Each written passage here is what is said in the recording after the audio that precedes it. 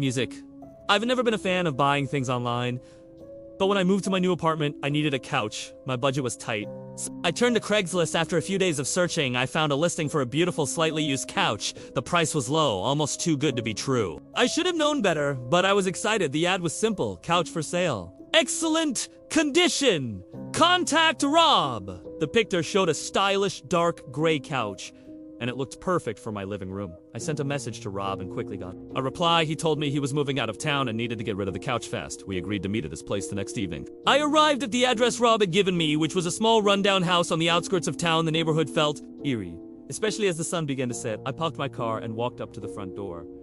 As I knocked, I could unshake off the feeling that something was off. Rob opened the door. He was a tall, thin man with a scruffy beard and tired eyes. "You must be here for the couch," he said, his voice raspy. I nodded and he stepped aside to let me in. The house was dark and smelled musty, like it had been lived in for a while. Rob led me to the living room where the couch was waiting. It looked just like the picture, maybe even better. I sat down and tested it out. It was comfortable and I was sold. I'll take it, I said, pulling out the $1.50 from my wallet. Rob's eyes gleamed as he took the money. "Gray," he said, "I'll help you load it into your car," as we struggled to carry the couch out the front door. I noticed something strange. The walls in the hallway were covered with newspaper clippings. They were all about local burglaries and home invasions. A chill ran down my spine. Why would someone have these all over their walls? Rob caught me staring and quickly said, "I'm a bit of a crime buff. I find these stories fascinating." I forced a smile and nodded, but my instincts were screaming at me to get out of there. We finally got the couch into my car and I thanked Rob. Eager to leave, as I drove home, I could unshake off the feeling that something was wrong. The entire experience felt surreal. And Rob's house kept popping back into my mind a week later. I was sitting on my new couch watching TV when I heard a strange noise coming from the kitchen. It sounded like footsteps. My heart started racing. I lived alone and I was unexpecting anyone. I grabbed a baseball bat from my closet and quietly made my way to the kitchen. I flicked on the light and there he was, Rob, rummaging through my drawers. He looked up, surprised and angry. "What are you doing here?" I shouted, tightening my grip on the bat. Rob smirked. "You made it too easy. I knew where you lived and I knew you'd be alone. I've been watching you." Fear coursed through me, but I tried to stay calm. "Get out of my house now." Now I yelled, trying to sound braver than I felt. Rob took a step toward me and I swung the bat, hitting him in the arm. He cursed and lunged at me, knocking me to the ground. We struggled, but I managed to kick him off and ran to my phone to call the police. I locked myself in the bathroom and waited, shaking with fear. I could hear Rob banging on the door, trying to get in. It felt like hours. But finally I heard the sound of sirens. The police burst in, and Rob tried to escape, but they tackled him to the ground and arrested him. The police later told me that Rob was a wanted thief. He would sell items online, learn about his buyers, and then rob their homes. I was lucky to be alive. They found evidence in his house linking him to several other crimes. The newspaper clippings were his trophies, reminders of his past burglaries. I was relieved that Rob was finally caught, but the experience left me shaken. I couldn't stop thinking about how close I came to being another one of his victims. I got rid of the couch, unable to look at it without feeling a wave of terror. From then on, I was more cautious about buying things online. I made sure to meet sellers in public places and never gave out my address. The whole ordeal taught me a valuable lesson about trust and safety. Even now, whenever I hear a strange noise at night, my mind goes back to that terrifying encounter. It's a reminder that danger can lurk in the most unexpected places, and sometimes a great deal is worth the risk. It was a dark and quiet night.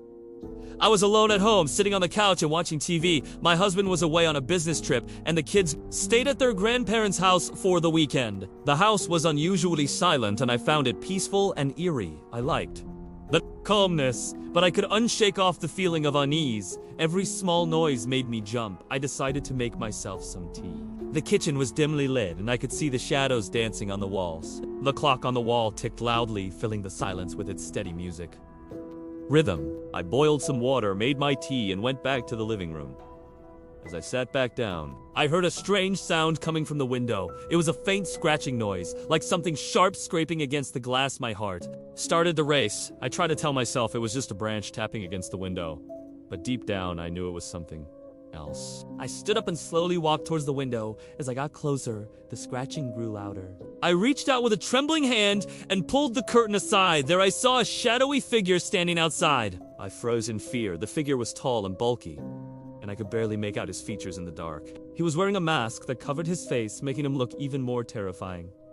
Before I could react, he smashed the window with a loud crash. Glass shattered everywhere, and I stumbled back, falling to the floor. The intruder climbed through the broken window and into my living room. I was paralyzed with fear, unable to move or scream. He looked around the room, his eyes scanning every corner. Then he spotted me lying on the floor. He walked towards me and I could see the glint of a knife in his hand. "Do want move?" he growled. His voice was deep and menacing. I nodded, too scared to say anything. Grabbed my arm and pulled me to my feet. "Where est your money?" he demanded. I do have much cash," I stammered, "but there est some in the drawer in the kitchen." He shoved me towards the kitchen, keeping a tight grip on my arm. I led him to the drawer, where we kept some emergency cash. He yanked it open and grabbed the money, stuffing it into his pocket. Then he turned his attention to the rest of the house. "Where else do you keep your valuables?" he asked, his eyes narrowing. "In the bedroom," I whispered. "There is some jewelry on the bedside table." He dragged me upstairs to the bedroom. I pointed to the drawer and he rifled through it, taking all the jewelry he could find.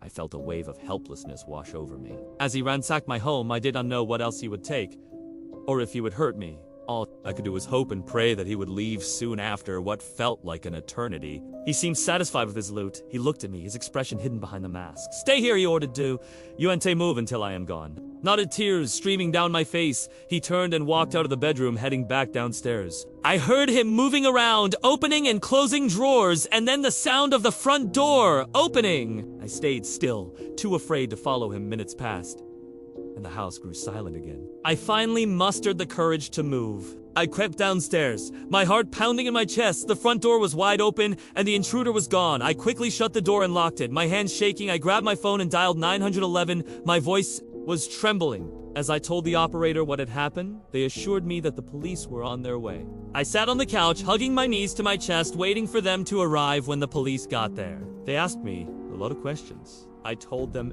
everything I could remember about the intruder. They took notes and looked around the house for evidence. I felt a little better knowing they were there, but I was still scared. A few days later, the police called me. They had found the intruder. He had been caught trying to sell the jewelry he stole from my house. The relief I felt was overwhelming, they told me. He had a record and had been involved in several burglaries in the area. This time, though, he would be getting away. I still feel uneasy when I am home alone, especially at night. The memory of that terrifying night is hard to forget. But I am grateful for the police and for the fact that the intruder was caught. Now, I always make sure to double-check the locks on all the doors and windows before I go to bed, and I never take the safety of my home for granted. Before we get into the next story, if you come for the first time, please make sure to subscribe to our channel and press the bell icon for upcoming scary stories. We need your support. Please share these stories with your friends and family. Thanks. In college, I met Mark. He was friendly, always cracking jokes and organizing parties. We became close friends. Quickly, everyone liked him. He had that charm. But there was something mysterious about him.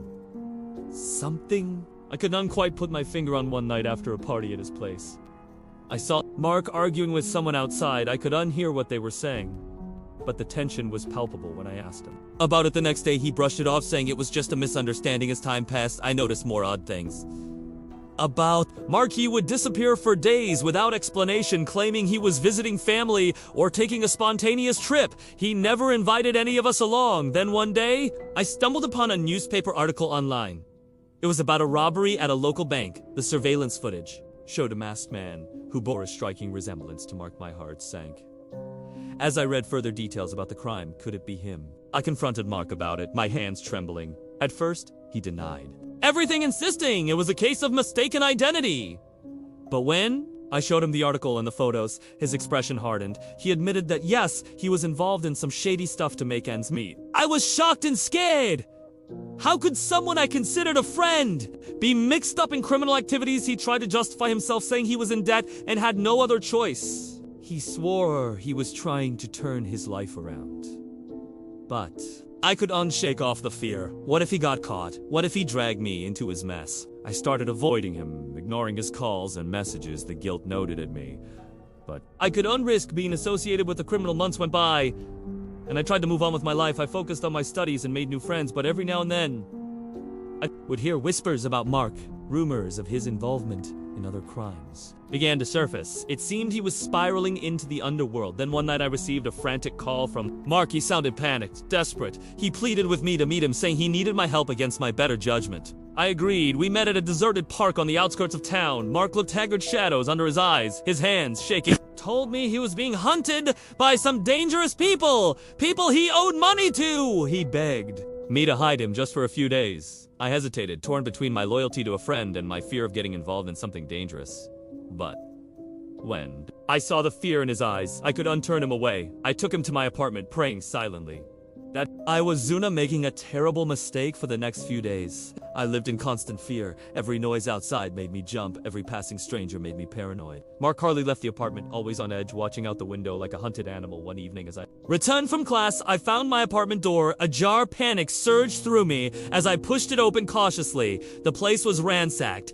Furniture overturned and drawers emptied, and Mark was gone. I sank to the floor, feeling numb. I had let a criminal into my life, into my home, and now I didn't know where he was or what trouble he had brought upon me. I called the police, trembling.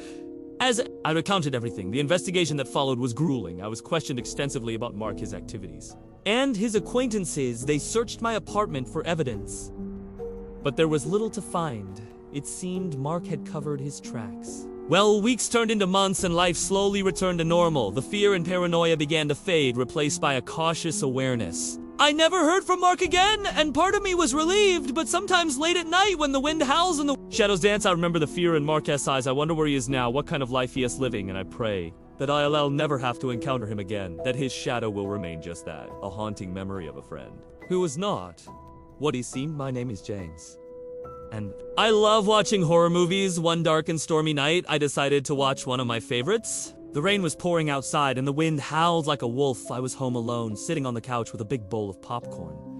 The movie was scary and every little sound made me jump. The house was old and creaky and I could hear the wind whistling through the gaps in the windows. I pulled a blanket around me and tried to focus on the movie. Suddenly, I heard a loud knock coming from the basement. My heart skipped a beat. I paused the movie and listened carefully. At first I thought it was just my imagination. But then, I heard the knock again, louder this time. I felt a chill run down my spine. I was the only one home, and no one ever went into the basement. It was a dark and damp place, filled with old forgotten things. I took a deep breath and tried to calm myself. Maybe it was just the wind or the old pipes making noise, but deep down I knew it was Unatheg, gathering all my courage. I stood up and walked to the basement door. I hesitated for a moment, my hand trembling.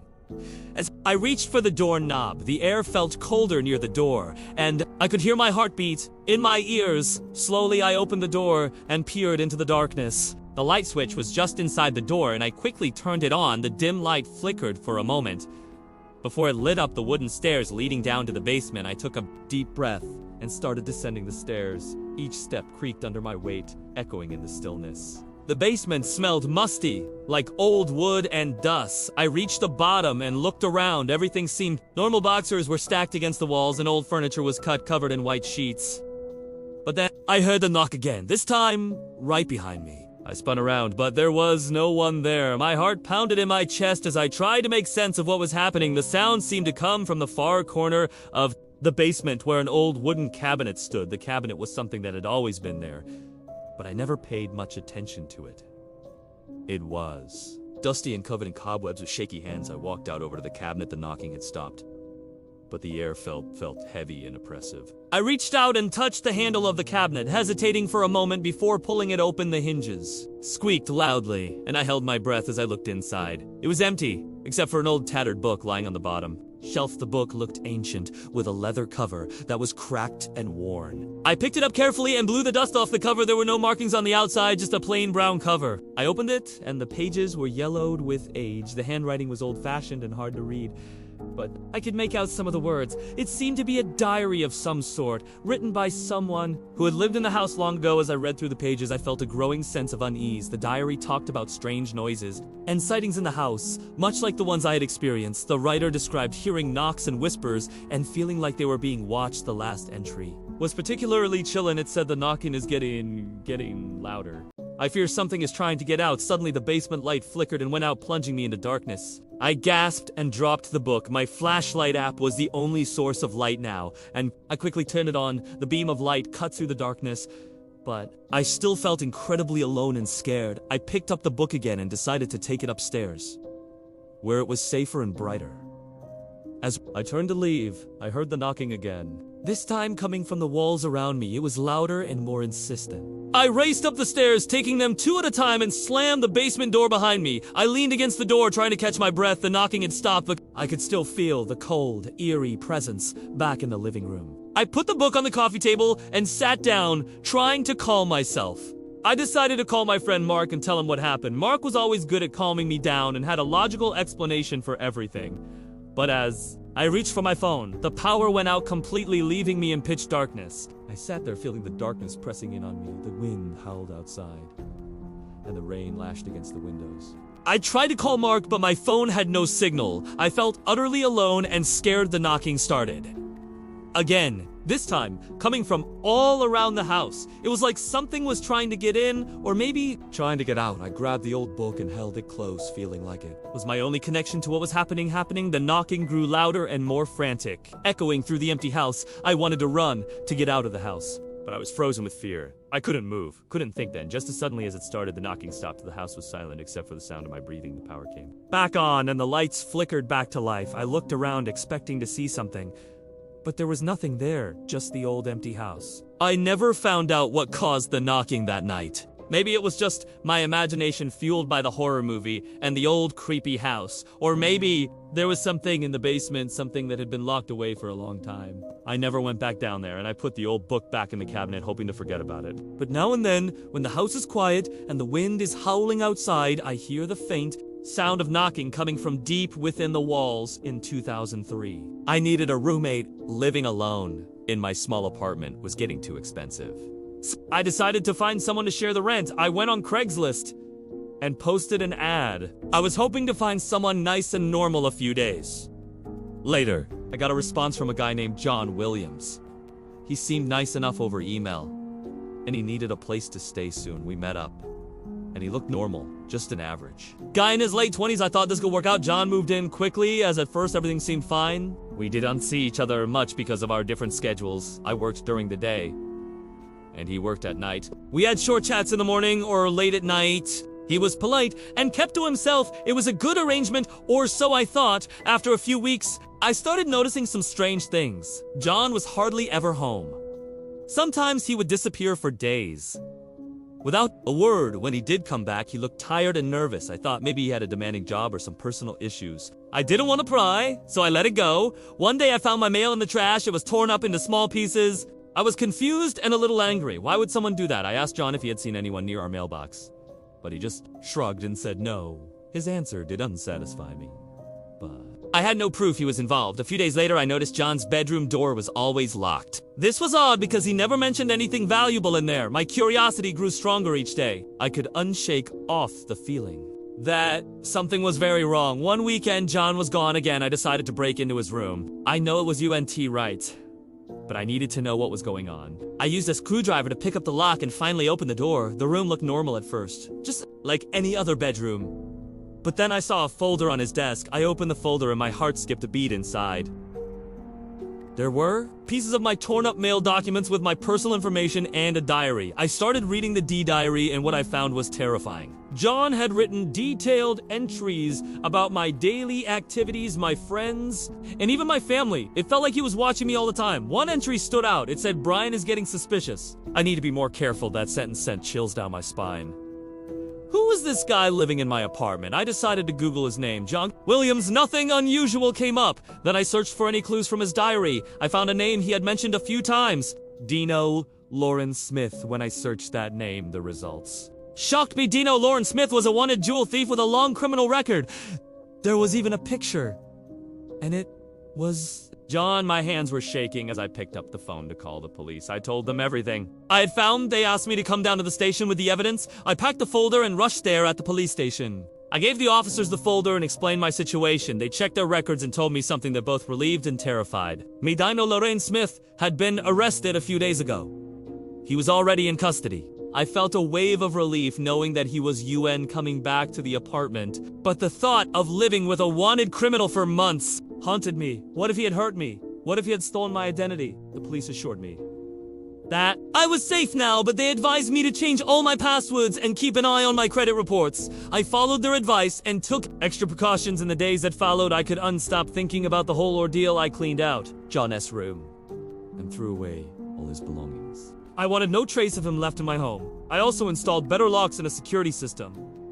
It has been years since that happened, but I still get uneasy when I think about it. Finding a roommate on Craigslist seemed like a good idea at the time, but it turned into a nightmare. If something feels wrong, it probably is. I never saw or heard from John, or rather Dino, again. But the experience taught me a valuable lesson about trust and safety. Now, whenever someone asks about my craziest roommate story, I tell them about the time I lived with a wanted jewel thief. It's a story that still gives me chills. Even after all these years, I worked the night shift at the Maple in a small, rundown motel on the outskirts of town. The job is usually quiet, almost boring. I spend most nights watching TV or reading old magazines left behind by guests. But one night, things took a terrifying turn that I'll never forget. It was a Tuesday, and the motel was nearly empty. Only 2 rooms were occupied, one by an elderly couple passing through town and the other by a truck driver who checked in late that evening. The clock showed 1:15 a.m., and I was fighting to stay awake. The flickering fluorescent lights above the front desk did little to help my fatigue. The lobby was dim, and the only sound was the hum of the vending machine in the corner. Suddenly, the front door burst open with a loud bang! A man stumbled in, looking frantic and disheveled. His clothes were dirty and his hair was a mess. He had a wild look in his eyes that made my heart race. He rushed to the front desk, slamming his hands down with such force that I jumped. "Please, I need a room," he gasped, glancing over his shoulder as if expecting someone to follow him. His voice was strained, filled with urgency. I swallowed hard, trying to keep my voice steady. "Sure, I can get you a room. Do you have a reservation?" He shook his head quickly. No reservation. I just need a room right now." I nodded, feeling uneasy. I grabbed a key from the rack behind me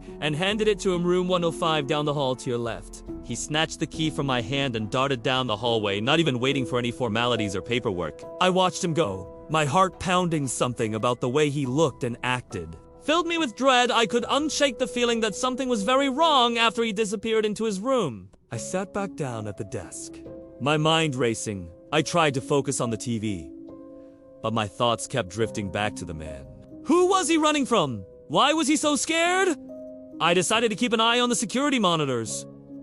That showed the hallways and parking lot for a while. Everything was quiet. The truck driver went to his room and the elderly couple didn't come out at all. But then, around 2:30 a.m., I saw the man from room 105 again. He was pacing back and forth outside, his door looking even more agitated than before. He kept glancing down the hallway towards the lobby. I was about to go check on him when he suddenly stopped and looked directly at one of the cameras. His eyes seemed to bore into the lens, and for a moment, I felt like he was staring right at me. Then he turned and ran down the hallway toward the back exit. I watched on the monitor as he disappeared into the night. I felt a chill run down my spine. I didn't know what to do. I waited a few minutes, hoping he would come back, but he never did. Finally, I decided to call the police. I explained the situation to the who assured me that they would send someone to check it out. About 20 minutes later, 2 police officers arrived. I let them in and showed them the security footage of the man. They watched, carefully nodding as they took notes. "Do you have any idea whom he might be?" one of the officers asked. I shook my head. "No, he just showed up out of nowhere. He seemed scared." The officers exchanged a glance. "We all checked the room he was in and look around the area. Stay here." They went down the hall. 2 room. 105 guns were drawn. I watched from the lobby, my heart in my throat. They knocked on the door and then entered cautiously. A few minutes later, they came back out looking puzzled. "There is no one in the room." One of the officers said, "It's empty." I frowned, but I saw him go in there. He didn't come out until I saw him on the cameras. The officers nodded. "We believe you. We LL. Do a sweep of the area. Keep your doors locked and call us if you see anything else." They left to search the motel grounds. I locked the front door and sat back down at the desk, feeling more uneasy than ever. Time seemed to crawl as I waited, listening for any sound that might indicate the man had returned around. 4:00 a.m. The officers came back. They had found any sign of the man. It was as if he had vanished into thin air. They took my statement and promised to keep an eye on the area, then left. The rest of the night passed in a blur. I couldn't shake the feeling of dread that had settled in my chest. Every little noise made me jump. I kept glancing at the security monitors, half expecting to see the man staring back at me again. When the morning finally came, I was relieved the day shift worker arrived and I quickly filled them in on what had happened.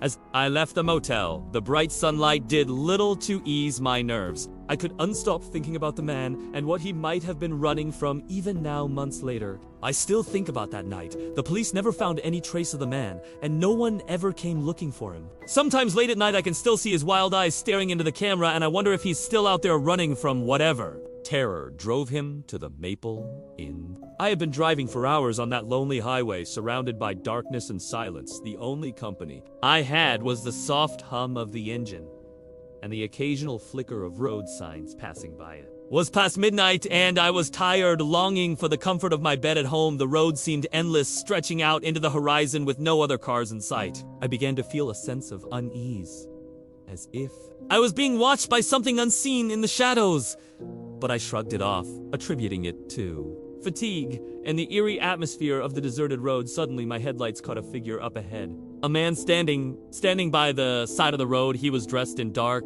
clothing his face obscured by the shadows cast from the trees lining the highway. I hesitated, wondering why someone would be out here in the middle of nowhere. At this hour, as I approached, my heart raced. Something was unsettling about him.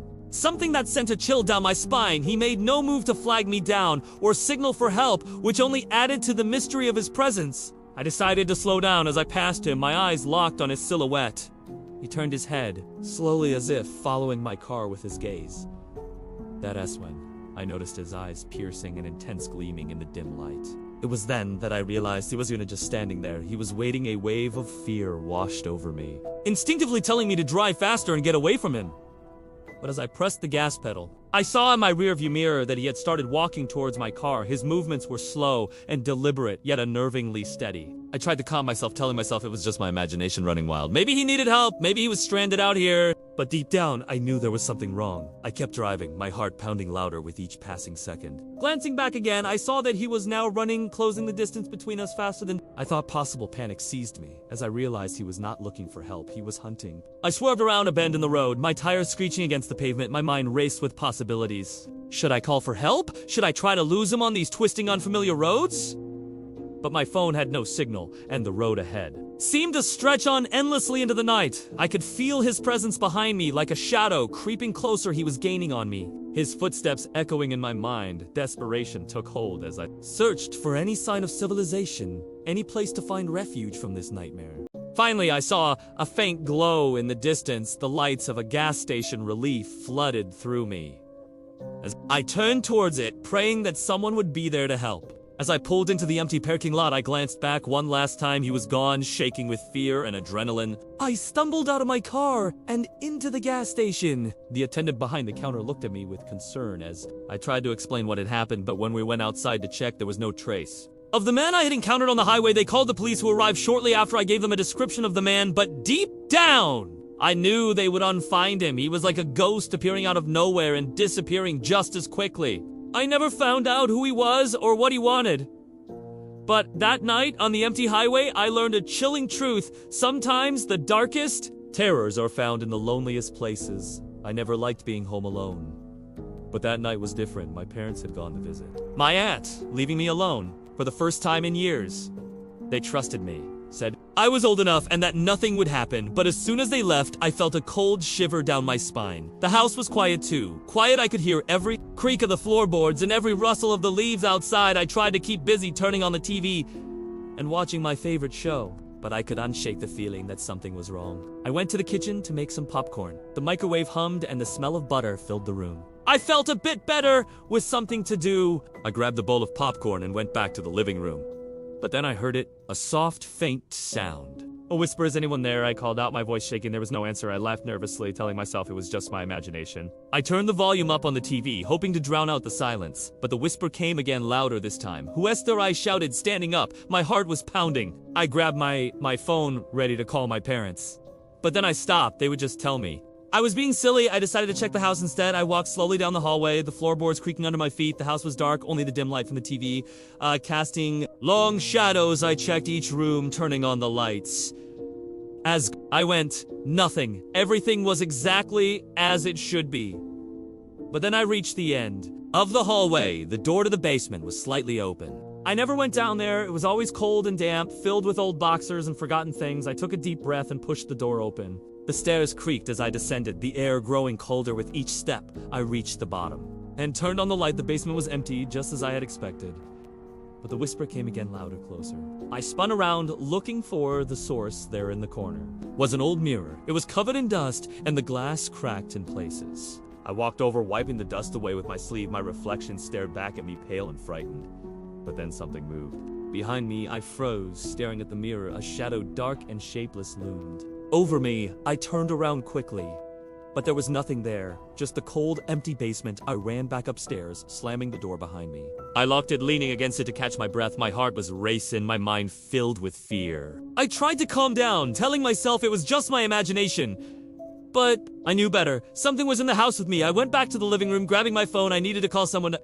Anyone. But when I looked at my phone, there was no signal. The bars were gone, the screen flickering. I tried to dial, but it would unconnect. The whisper came again, louder than before. It was right behind me. I turned around slowly, and there it was, a shadow, dark and menacing, standing in the doorway. I couldn't move, couldn't breathe. It started to move towards me, gliding across the floor. I backed away, my mind racing. I needed to get out to escape, but my legs felt like lead. The shadow reached out its hand, stretching towards me. I could feel the cold, icy grip around my arm. I screamed, pulling away with all my strength. I ran to the front door, fumbling with the lock. My hands were shaking, and my heart was pounding in my chest. I finally got it open and stumbled outside. The cool night air hit me. But I didn't stop. I ran down the street, not looking back. I reached my neighbor's house, banging on the door. They opened it, their faces filled with concern. I tried to explain, but the words would come out. They let me in, calling my parents and the police. When the police arrived, they searched the house, but found nothing. No shadow, no sign of anyone else. They told me it was just my imagination, that I had scared myself. But I knew the truth. Something was in that house, something dark and evil. My parents came home, comforting me and telling me everything was okay. But I knew better. I never stayed home alone again. The memory of that night haunted me. The whispering shadow always lured, lurking in the back of my mind. To this day, Ikua, unexplained. What happened was, it a ghost, a figment of my imagination. I do want to know, but I do know one thing. I was not alone that night, and I never will be again.